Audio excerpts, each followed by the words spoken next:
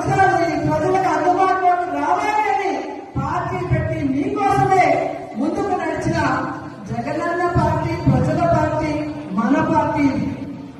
ఎందుకు నేను ఇంతగా చెప్తున్నానంటే ఈరోజు జగనన్న అనుకున్నారని సాధించాడు. ఆయన బిజినెస్ మ్యాన్ గా సక్సెస్ఫుల్,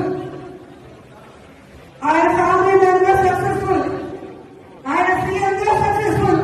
ఇంకేమవసరం ఉంది?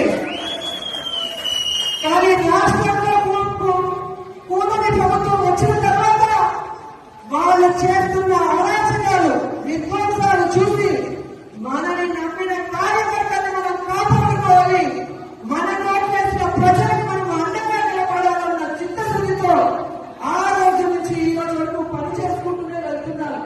అలాంటి వ్యక్తిగత మన పరిసరాల పట్ల మరి ఎవడో కేసు పెడతాడని ఒకడు, ఎవడో జైల్లో పెడతాడని ఒకడు, ఎవడు ఉద్యోగం తీసేస్తాడని ఒకడు ఇలా భయపెడుతూ మనల్ని ఇంట్లో కూర్చోబెట్టాలనుకుంటున్న కూటమి ప్రభుత్వానికి మనం చెప్పాల్సింది ఒకటే, నువ్వు